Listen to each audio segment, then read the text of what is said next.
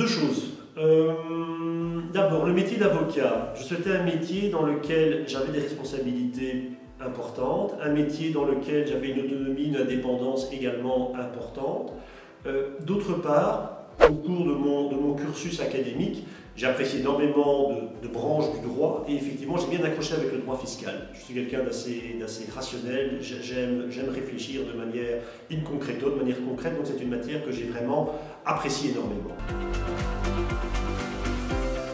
Donc la première responsabilité, c'est venir, conseiller au mieux, nous ne sommes pas des magiciens, et surtout trouver des solutions pragmatiques. Parfois ce ne sont pas des solutions miraculeuses, mais évidemment lorsqu'on a face à nous des clients, c'est des clients qui ont malheureusement des ennuis. Lorsqu'on est en matière fiscale, ce sont souvent des ennuis contre un rouleau compresseur qui est l'État belge, cela arrive, donc il faut vraiment faire preuve d'empathie et trouver des solutions les plus pragmatiques possibles pour assister la clientèle et la soulager en quelque sorte dans les difficultés qui sont les leurs. J'aide ma clientèle, j'essaie de l'aider au mieux, donc évidemment c'est une satisfaction lorsqu'elle est satisfaite de l'assistance que j'apporte, et deuxièmement, le fait d'apprendre tous les jours, de continuer d'être un expert dans ma matière, un spécialiste dans la matière fiscale, mais en même temps de continuer d'apprendre. C'est vraiment quelque chose de très valorisant.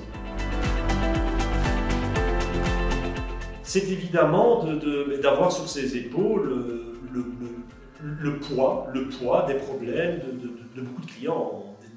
Avec des enjeux financiers. Très certainement, c'est quelque chose qui est difficile.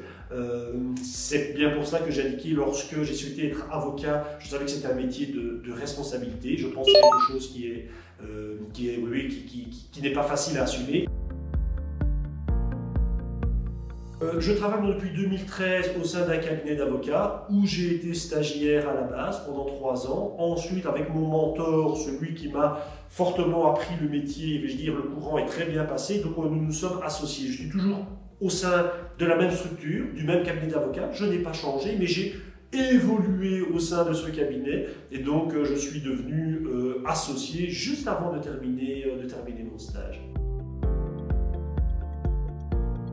Ça dépend, je peux commencer une journée à 8h30, la terminer par exemple à 18h. Je peux avoir des journées comme la journée d'hier où je débute très tôt et j'ai terminé à un horaire tout à fait correct. Je peux également recevoir sur consultation une clientèle le samedi, cela peut arriver. Donc c'est des horaires variables, vous n'êtes pas salarié, il n'y a pas de lien de subordination, donc vous réglez vos journées comme vous le souhaitez. Une qualité, première, être modeste. Deuxième qualité, avoir ce goût de l'effort. Lorsqu'on fait des études de droit et ensuite lorsqu'on souhaite se spécialiser par exemple en matière fiscale, il y a beaucoup de choses. On peut évidemment être avocat, comme moi, avocat fiscaliste, c'est évidemment un métier, je l'exerce, donc je ne vais pas dire que c'est un métier qui n'est pas agréable. On peut être consultant fiscal, on peut travailler dans ce qu'on appelle dans le jargon, dans le Big Four. Il y a de grosses entreprises en consultation, juridique, fiscale, audit ou autres, comme pour ne pas les citer, on ne va pas faire de publicité, Deloitte ou PwC, on peut envisager de travailler là-dedans, on peut être conseiller fiscal à titre indépendant. Le panel est tellement large que je peux dresser un panel complet, il y a vraiment beaucoup d'opportunités. Il m'arrive par exemple que des clients me contactent 2 jours avant le décès d'un parent, d'une maman, d'un papa. On m'a dit qu'en mettre celui-là, rappelez-vous, on avait rapatrié des sommes par exemple de Luxembourg ou de Suisse, où il y a un capital important sur le compte, ou peu importe, même si c'est relativement modeste, dans l'urgence de pouvoir assister des clients humainement et d'essayer de planifier quelque chose, par exemple par une donation indirecte ou qu'on enregistre.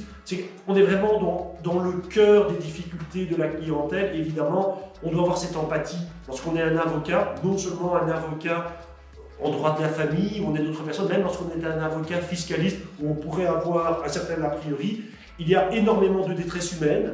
Et on est vraiment en premier plan pour essayer d'aider le justiciable, le client, le contribuable pour l'aider au mieux. Donc c'est vraiment avoir de l'empathie, avoir vraiment cette envie d'aider son prochain, c'est quelque chose qui est très important, même lorsqu'on est avocat fiscaliste.